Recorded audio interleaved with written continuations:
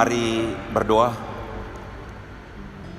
Ya Tuhan yang Maha Kasih dan Maha Murah, kami sungguh percaya Engkau yang telah mengaruniakan kepada kami kesehatan, kekuatan, hikmat untuk menjalankan tugas panggilan gereja-Mu. Kami percaya hari ini dalam tuntunan Roh-Mu yang kudus kami akan dimampukan untuk membaca firman-Mu dan mengerjakannya dalam hidup kami sehari-hari. Hamba-Mu yang akan menyampaikan firman-Mu dan umat-Mu yang akan mendengarkannya, semuanya diurapi dengan kuasa Roh-Mu yang kudus. Ini kami yang bermohon di dalam nama Tuhan Yesus Kristus. Amin. Firman Tuhan saya akan baca dalam kitab kudus perjanjian baru, yaitu dalam Injil Markus pasal 14 ayat 32 hingga 42. Lalu sampailah Yesus dan murid-muridnya ke suatu tempat yang bernama Getsemani. Kata Yesus kepada murid-muridnya, "Duduklah di sini sementara aku berdoa." Dan ia membawa Petrus, Yakobus dan Yohanes sertanya. Ia sangat takut dan gentar.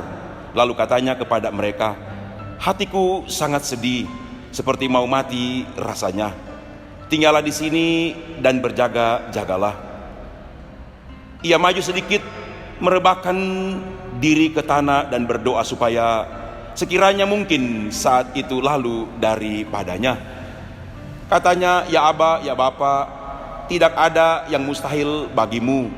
Ambillah cawan ini daripadaku, tapi janganlah apa yang aku kehendaki, melainkan apa yang Engkau kehendaki." Setelah itu ia datang kembali dan mendapati ketiganya sedang tidur. Dan ia berkata kepada Petrus, "Simon, sedang tidurkah engkau? Tidakkah engkau sanggup berjaga-jaga 1 jam? Berjaga-jagalah dan berdoalah supaya kamu jangan jatuh ke dalam pencobaan. Roh memang penurut, tapi daging lemah." Lalu ia pergi lagi dan mengucapkan doa yang itu juga.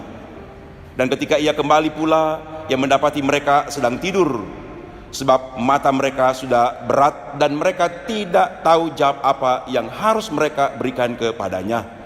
Kemudian ia kembali untuk ketiga kalinya dan berkata kepada mereka, "Tidurlah sekarang dan istirahatlah.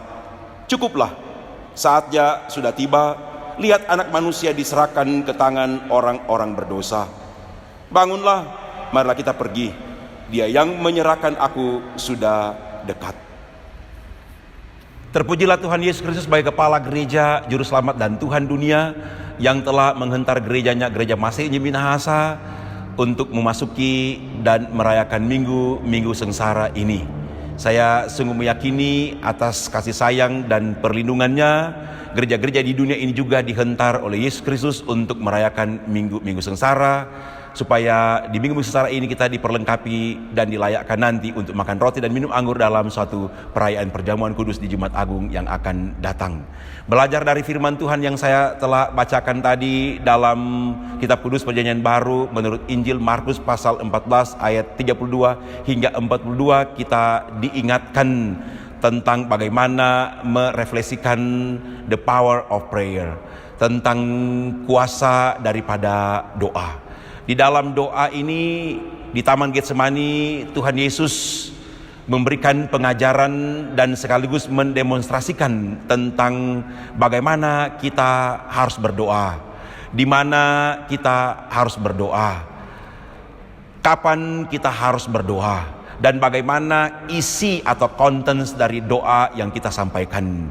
Juga kita di bagian pembacaan Alkitab ini diingatkan tentang berbagai hal yang menghalangi ketika kita sedang berdoa. Saya sungguh percaya melalui teks ini, melalui naskah ini, di minggu sengsara yang keempat ini, kita semua diberikan kemampuan untuk merefleksikan ini, dan sekaligus refleksi-refleksi kita ini tidak hanya refleksi teologis Alkitabiah, tapi juga refleksi empirik sesuai dengan konteks yang ada saat ini. Saat ini kita berada dalam konteks di mana wabah COVID-19 ini sementara menyerang masyarakat dunia ini. Saya sungguh merindukan supaya Gereja Masih Minahasa bersama dengan pemerintah kita ambil bagian untuk dapat menghentikan penyebaran COVID-19 ini. Saya juga mengajak saudara-saudara, sebagaimana bagian pembacaan ini, Yesus dan murid-muridnya datang berdoa, dan Yesus menyendiri untuk berdoa. Menghayati pembacaan Markus 14 ayat 32 hingga 42 ini, saya mengingatkan bahwa pengalaman murid-murid bersama dengan Tuhan Yesus di Taman Getsemani, Yesus menyendiri dan berdoa. Dan isi doanya ialah tidak hanya mendoakan murid-muridnya, tapi mendoakan dunia ini. Dalam doa ini kita lihat bagaimana Yesus menciptakan suatu social distancing dengan murid-muridnya, supaya dia berdoa fokus, dia berdoa betul-betul ada konsentrasi, dia berdoa secara pribadi supaya betul-betul terjadi suatu mujizat yang besar dalam kehidupan pelayanannya dan murid-muridnya. Saya mengingatkan kepada warga gereja Masih Injil Minahasa supaya di beberapa hari ke depan ini, dengan kondisi yang sangat krusial, yaitu COVID-19 ini, kita betul-betul memberi waktu untuk berdoa, sekaligus kita memberi waktu untuk mentaati apa yang disampaikan oleh pemerintah dan gereja tentang social distancing, menjaga jarak. Dan ini merupakan juga refleksi iman daripada gereja Masih Injil di Minahasa.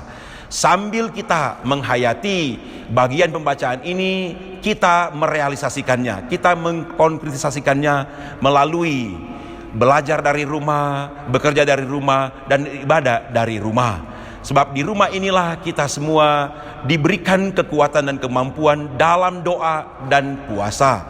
Dari rumah inilah juga kita dilatih bagaimana untuk belajar. Dari rumah ini juga kita dilatih bagaimana untuk bekerja. Dari rumah inilah kita dilatih bagaimana untuk mengasihi, bagaimana untuk mengampuni, bagaimana untuk menghormati orang tua, bagaimana untuk mencintai gereja dan tidak akan meninggalkan gereja ini apapun alasannya, dan bagaimana kita mencintai Alkitab, Perjanjian Lama dan Perjanjian Baru sebagai firman Allah yang tertulis, dan bagaimana dari rumah ini kita mampu hidup dalam satu faith community, komunitas iman, kakak beradik, orang tua, supaya dari rumah inilah betul-betul kita dapat ambil bagian dalam rangka memutus mata rantai penyebaran COVID-19 ini. Saya sungguh percaya di minggu-minggu sengsara ini, kita semua bersama-sama sebagai gereja Masih Injil Minahasa memohon pengasihan, kemurahan, kasih sayang Tuhan, sehingga kita di minggu-minggu sengsara ini sungguh-sungguh diperlengkapi dan dilayakkan untuk ambil bagian nanti dalam perayaan perjamuan kudus, makan roti dan minum anggur bersama-sama di Jumat Agung. Tuhan Yesus menolong kita semua, menguatkan kita semua, sehingga kita betul-betul menikmati pemeliharaan dan perlindungan Tuhan dari sekarang ini sampai selama-lamanya. Dalam nama Tuhan Yesus, amin.